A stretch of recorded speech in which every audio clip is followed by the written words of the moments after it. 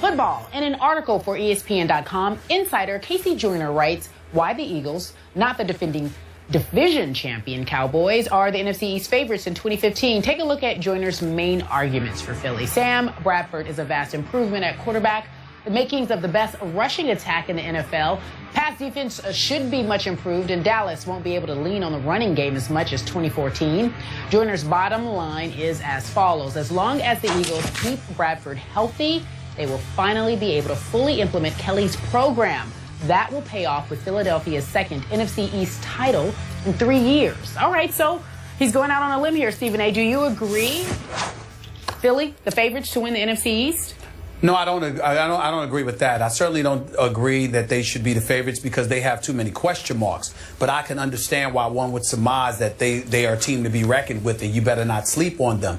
Because the reality is that if Sam Bradford is better than Nick Foles, which is possible, if their running game is vastly improved because DeMarco Murray and others are north-south runners as opposed to the evasive LaShawn McCoy, and they obviously have improved their secondary, then clearly the Philadelphia Eagles could basically be in a better position because their defense will have improved and their ball control will have improved as well because they're running the football more effectively. I still find it hard to believe considering the fact that other than Jordan Matthews, your answer at wideout is Mr. Blocker extraordinaire himself, Riley Cooper. But at the same time, it remains to be seen. Zach Ertz, this kid Ertz rather, and Brent Selleck as your tight ends along with Jordan Matthews, they could be formidable. If Bradford can stay healthy, there's no denying that he's better than Nick Foles, even though I don't think it's by that wide of a margin. But I look at the Philadelphia Eagles, again, you were 10-6 last year. You nosedived over the last 4 weeks of the season, but the first 12 games you were 9-3. So I just look at it from the perspective that Chip Kelly clearly can coach the game of football. He clearly knows how to do something right since they've won 10 games in his first 2 seasons in Philadelphia. We have to give respect where respect is due and surmise that he might have a clue as to what he is doing. It remains to be seen whether they're going to be better than the Cowboys or not. So I'm not going to go that far. I think the Giants are a bigger threat to the Cowboys right now than the Philadelphia Eagles. But I can understand why somebody writing this report would surmise that the best may very well be yet to come, because if Chip Kelly did what he's done without his kind of guys, then imagine what he's capable of doing once he's able to fully implement his system. I can understand that mode of thinking. I don't totally agree with it, but I'm not going to totally poo-poo it either. You just ifed me to death. you just gave me about 19 ifs. You gave me more ifs than an eagle has feathers on its body. How do I respond to that? Figure it out. Sorry. Well, you can't project like that, because I'm here to tell you right now and tell my friend Casey Joyner this is dead wrong. Dallas should be favored because Dallas right here, right now, no ifs, ands, or buts, is better than Philadelphia. You can make these cases if you project that Sam Bradford will stay healthy. I don't know how you project it. This man has not played football in almost 2 years. You have to go all the way back to October of 2013 since he played in an NFL game. He has ruptured the same ACL now twice in 2 years. Do you trust it? I told you before he got drafted, I'm a University of Oklahoma fan, watched every snap he took there. I never could quite trust his health or his strength in the pocket. He folds under pressure. Speaking of Nick Foles, will he be better than Nick Foles? I don't know, Stephen A. He had that one decent year in St. Louis, 2012.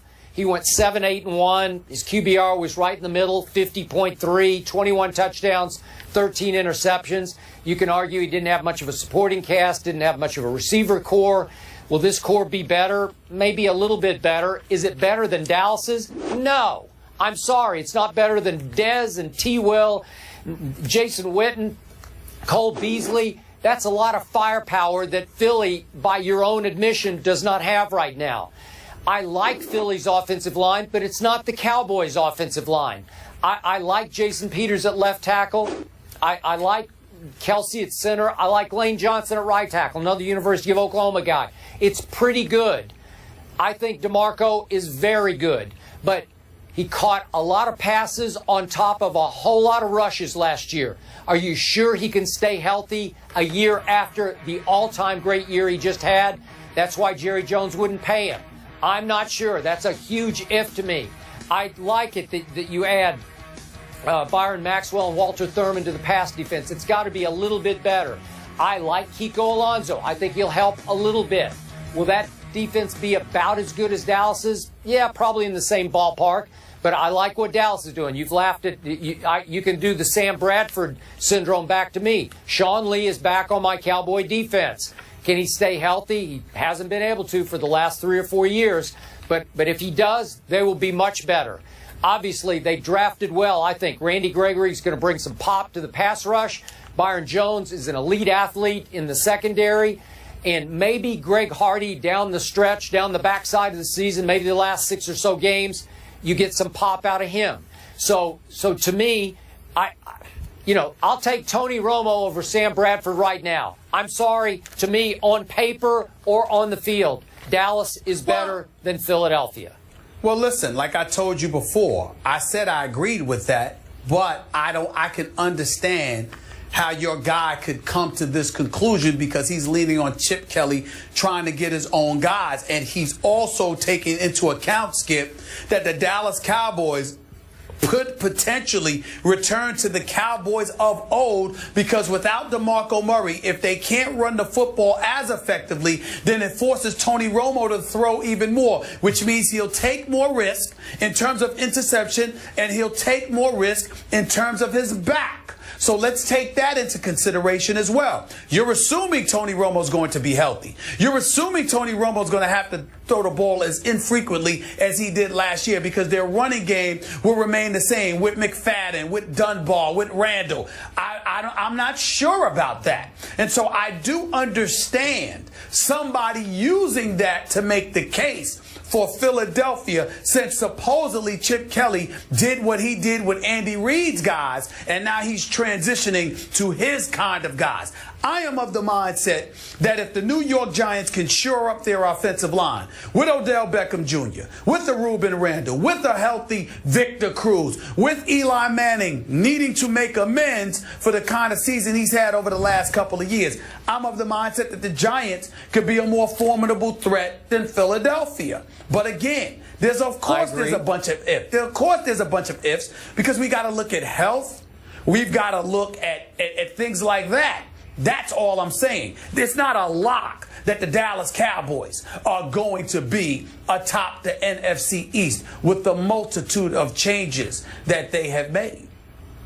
Oh, okay. Well, I'm sorry. You disagree? It's only June, but I say it's a lock. Westgate. In June, it's a lock. Westgate you would anyway. Superbook says that the Cowboys are the actual favorites in the East, 6-5 to win it all. Eagles right behind them. Go ahead, Stephen A. I said, so what? Oh, you could care less? The Cowboys are favorite. 2 victories in 17 years in the postseason. Okay. The Cowboys, and they're going to be the favorites. So what? Should have had 2 last year we always, it was a catch. I give it to the Dallas Cowboys. We always talk about them more than anybody else. You're right about that. You're right about that. Always. Because they're the most interesting team in football. They are America's team. Thank you. Mediocrity reigns supreme. All right, gentlemen, after the break, let's go to some basketball, shall we? What should D-Wade do? The boys will share their thoughts. Should he stay? Should he go? Lots of decisions to be made. Free agency in just a few moments.